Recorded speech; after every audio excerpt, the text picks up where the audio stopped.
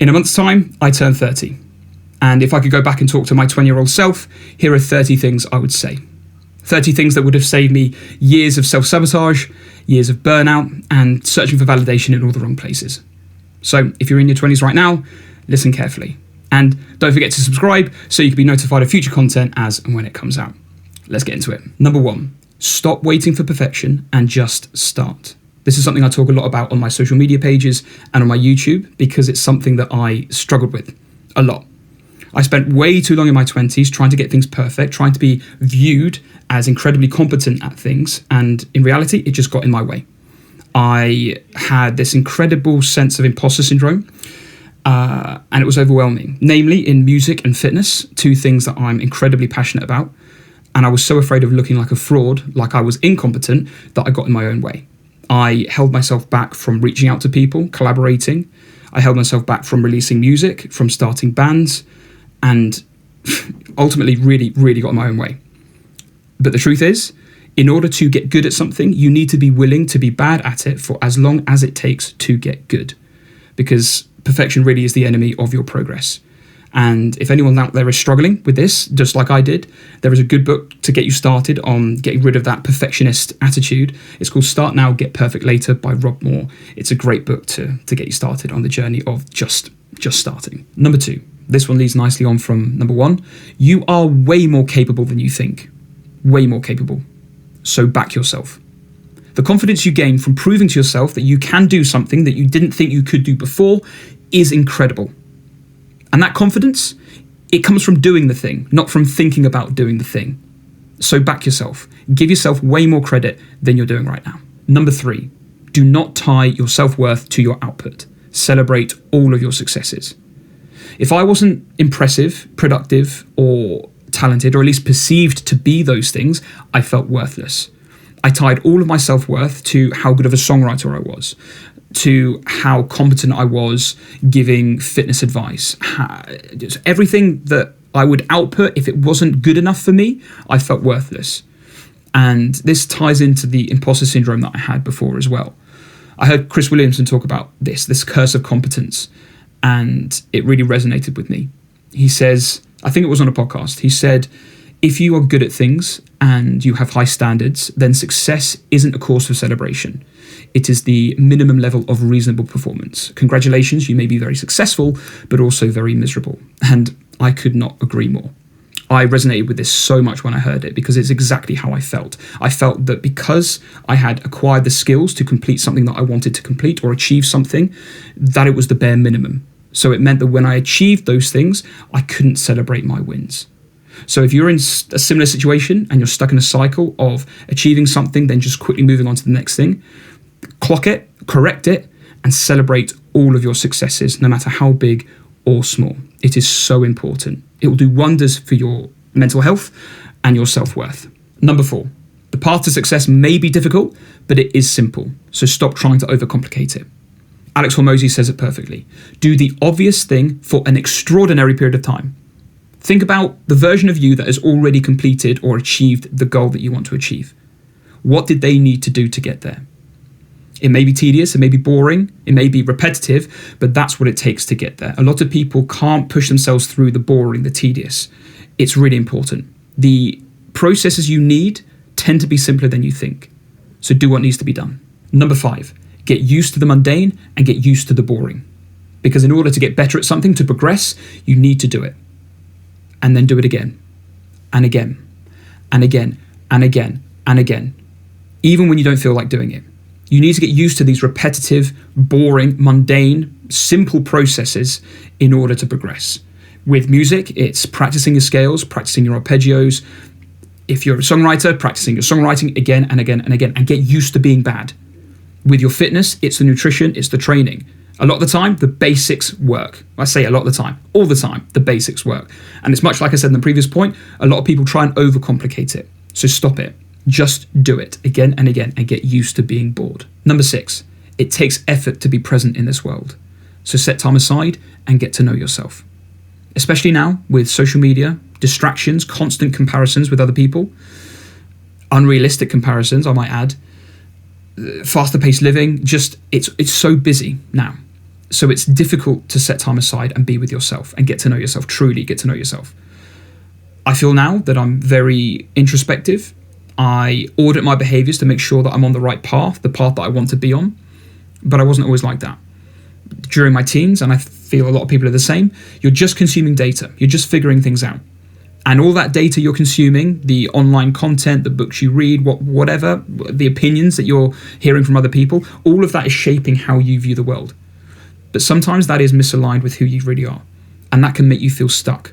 And if you don't really sit with yourself, audit those behaviors, audit those thoughts and opinions, and ask yourself whether or not they do align with who you really want to be, you can feel very stuck. So that's why it's so important to set time aside and actually ask yourself, is this what I really want? Is this what I really think? It's so important. Number 7, you may need to face the uncomfortable truth that you don't quite know yourself yet. But it's never too late to change. When I got really deep into this questioning, and I don't mean arbitrary, what do you want to do in life questioning, I mean really deep introspective questioning about what I wanted out of life, about what I was doing currently, about my opinions, about my thoughts and perspective, literally everything. All I can say, it was one of the darkest periods of my life. It felt like what I can only describe as the rug being pulled from underneath you. It felt like a total rewrite of my life, because everything that I thought previous to that was almost just gone. And I felt so lost. It felt like it's really difficult to describe in words how I felt. It was just this hole. And previous to that, I had started processes like it, but I had resisted it because it felt so uncomfortable. And I'm not saying the way I'm describing it now, very inarticulately, by the way, I apologize for that. It might not be the same for everyone, but I can only relay how I experienced it. And I really had to question what I wanted out of life. I really had to question where I was going. And I had to be honest about the gap between the life I wanted and the life that my daily habits were leading me towards. And as soon as I got honest, really, really honest with myself, and I pushed through that dark period and just allowed it to take me through, again, being very inarticulate with it, but this is stemming from asking yourself these deep introspective questions, I wouldn't have been able to gain the clarity that I have now. If I hadn't gone through that, I wouldn't, and hadn't asked myself those questions, I wouldn't be as comfortable in my skin as I am now. I wouldn't have the clarity, I wouldn't have the vision for my life that I have now. And all I can say is it's a very, very visceral, difficult process. At least it was for me, but it was very necessary. Number 8, bad habits compound just like good habits do.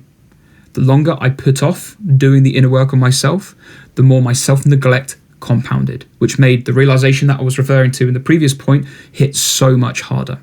So don't put it off. If you feel like something's a little bit off, start doing the work now, because the hole only gets deeper the longer you wait. Number 9, you should be your best friend in this life. Having family and good friends around you is crucial, but you are the one constant in your life. Friends will come and go. People die. It's morbid, but it's true. But you are the one person that you are going to be with for the entirety of your life.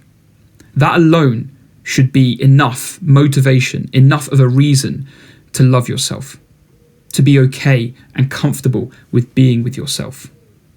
So if at the moment you don't, start doing the work to enjoy your own company, to love yourself. It will completely change your perspective. Number 10, stop people pleasing and start prioritizing yourself. I was really bad at this. I was a top tier people pleaser because I thought being altruistic was the only way to live. I was searching for validation from other people, not from myself.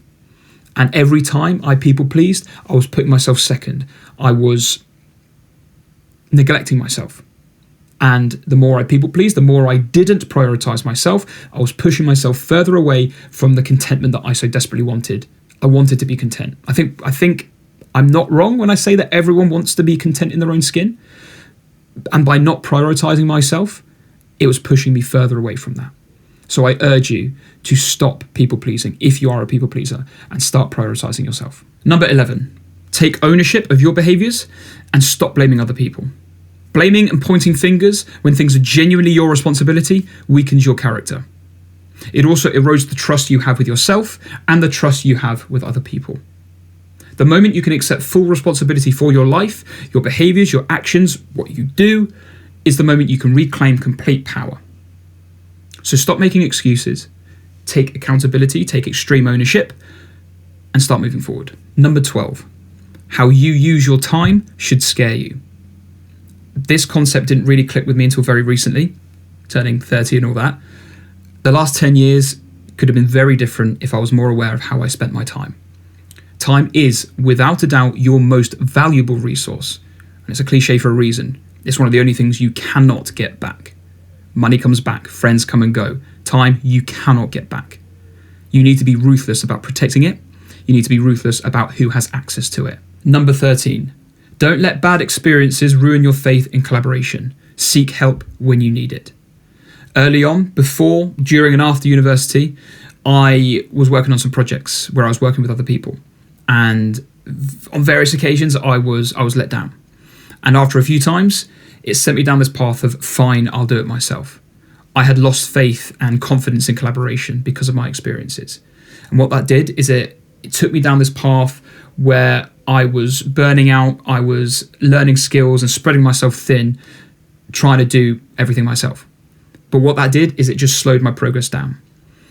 And I read a book, very famous book, Napoleon Hill's Think and Grow Rich. And he talks about the concept of the mastermind, which is the coordination of knowledge and effort between two or more people working towards a definite purpose. And essentially what it's saying is more minds are better than one. And I could have benefited a lot more from just finding the right people, because it wasn't collaboration that was ever the problem. It was that I was working with the wrong people. Number 14, your friends make you. I do have a longer video on this, so if this point resonates with you, go and watch that video after. I will link it up here somewhere. Your environment shapes you more than you think. If you are constantly surrounding yourself with people who have a negative energy, people who are draining you and aren't filling your cup back up, making you feel good again, and it's not a back and forth, they don't deserve your time. You need to be surrounding yourself with people who lift you up. People who want to see you win, people who want to see you grow, people who support you. And that doesn't necessarily mean surround yourself with people who are just pushing you to get fitter, just pushing you to go further in your career, become a better musician, whatever. It's people who do something for you, people who serve a purpose in your life in some way, whether that's to make you laugh, to make you feel loved, to make you feel cared for, to push you out of your comfort zone. If they serve a purpose in your life, and if it's a back and forth, you fill their cup up, they fill yours up, that is a good friendship, a good relationship to have. Do an audit on your circles, and if it's not serving you in the way it should, change it. Number 15, everyone knows something you don't. Listen to as much valuable content as possible. This is really important. Don't disregard what someone has to say just because you don't like them or their worldview. Take what resonates and leave what doesn't. Someone can say something that changes your life, changes your perspective on something, changes your opinion. And keeping that open mind of allowing your opinion to change is crucial for your growth. If you are blinkered and so stubbornly on one path, you're closing yourself up to so many opportunities. I didn't start reading books or listening to audiobooks or podcasts until my mid to late 20s. So in the grand scheme of things, very recently. And it has completely changed the way I view the world. Just from listening to other people's opinions, other people's perspectives. It's so important to keep that open mind. And especially, don't disregard, I'll say it again, I'll be a bit of a broken record, do not disregard what somebody has to say just because you don't like them or their worldview. They might say something that completely resonates with you. And if you chose to ignore it just because you don't necessarily like everything they stand for, you're missing out on something. Keep an open mind. Number 16, your health is a non-negotiable. Prioritize it. I neglected my health for a long time, thinking that being on the grind and having the sleep when you're dead mentality proved I could do hard things, but I most certainly got it wrong. Taking care of your health, your mental health, your sleep, your body is the foundation that everything else is built on. You can't neglect it. Prioritize it. Number 17, put yourself in as many new environments as possible. Now I travel a lot for my work, and it gets me around new people, puts me in new situations all the time. And having new conversations with vastly different personalities every day, or as constantly as you can, broadens your mind. Seriously, one conversation can change everything. So put yourself in more situations for potentially life-changing, perspective-shifting conversations. Number 18, don't rely on ideal circumstances to move forward. Become adaptable. Waiting for and putting things off until the ideal circumstance comes around is setting you up to fail. Life rarely goes to plan, and in some cases it goes way off track. So if you can become adaptable, you'll be trusted more by yourself and other people, and you'll gain a huge amount of confidence. Become adaptable and do not wait for the ideal circumstance to come around. Number 19, say yes a lot, but strategically. I don't mean this in a people-pleasing way. I mean it in a way that gets you active and gets you growing out of your comfort zone. I've put myself in so many situations where I've been asked to do something that is out of my comfort zone or something that I have never done before. I'd say yes and then figure it out later. The confidence you gain from learning as you go, it's a mega fast track to growth. Number 20, focus on your journey because the grass is greener where you water it. That is not my quote. I heard it from somewhere. I can't remember exactly where I heard it, but I love it. The grass is greener where you water it. It's very similar to the comparison is the thief of joy, which is a cliche for a reason. If you are looking to other people, look for inspiration. Do not look for comparison. Look inward. Look at nurturing what is in front of you and focus on your own journey. Focus on your opportunities. Focus on your goals. Focus on your progress. Focus on outdoing your past self, not outdoing somebody else. Comparison is the thief of joy. The grass is greener where you water it. Number 21, be intentional with your path, but don't be so blinded that you're missing everything else. If you're so focused on one specific route and are blinkered to everything else, you may be missing out on opportunities that you never thought were possible. Being adaptable and opening to pivoting a little doesn't mean that you lack commitment. It means that you recognize when a better, potentially better path appears. Don't let your stubbornness rob you of your potential. Number 22, expect to feel sad, down, and depleted at times, and be at peace with it. It's all part of the process. Sometimes you need to feel the feelings that you don't want to feel, but you need to. You can't repress your emotions because, much like the bad habits we were talking about earlier, they will compound and it'll become overwhelming. So do what needs to be done. Feel those feelings. It's not weakness. It's all part of the healing process. Number 23, practice being a leader. Being a leader is phenomenal for your growth and your confidence. Inspiring and teaching others not only solidifies your knowledge, it helps you form better relationships. And you don't need a title to become a leader. Start by leading yourself with intention every day. Number 24, learn to say no without feeling guilty. I used to say yes to everything because I didn't want to disappoint people or miss out on any opportunities. But saying yes to something that doesn't serve you is saying no to something that does. And when you don't protect your boundaries, you don't set those boundaries, you end up resenting the people that you were trying to please in the first place. And that includes yourself. Just sit on that for a second. When you set boundaries and you start saying no, learning to say no without feeling guilty, the people that matter will respect you more for it, including yourself. Number 25, failure is data, not defeat. To me, failure was proof that I wasn't good enough. I wasn't seeing it as feedback, but that's all it is. It's feedback. It's telling you something that's not quite working for you to get up and try again. The only true failure is not learning from your mistakes. Peter Dinklage has a wonderful quote on this. Ever tried? Ever failed? No matter. Try again. Fail again. Fail better. The world is yours. Please don't ever stop. Number 26. Invest in experiences over possessions. You'll become so much more confident, so much more fulfilled if you enrich your life with experiences. Put your time and money into experiencing new things. The amount I've gained from traveling, from being in new places, it has been life-changing. And I know I say a lot of things are life-changing, but they are. You might meet somebody that changes your perspective. You might do something that leads to you finding a new hobby. There is just so much to gain from investing in experiences. Number 27, be proactive, not reactive. Don't think that things are just going to happen to you. When you get stuck in that mindset, that's when you end up doom scrolling on social media. That's when you end up staying in bed a little bit too long. Get up, be proactive. Start making active decisions to change your life, to better your life, to forward your goals, forward your career. Do what you need to do. Be proactive. Number 28, take more risks. This is really important. Much like putting yourself out there for new experiences, new environments, new people, new places, taking risks can do wonders for your confidence, for your resilience. It can build skills. It's such an important thing to do. And I get it. It's difficult when you're not used to taking risks. You don't have any evidence that you're going to get good returns on that risk. And sometimes you won't. That's the whole point of taking risks.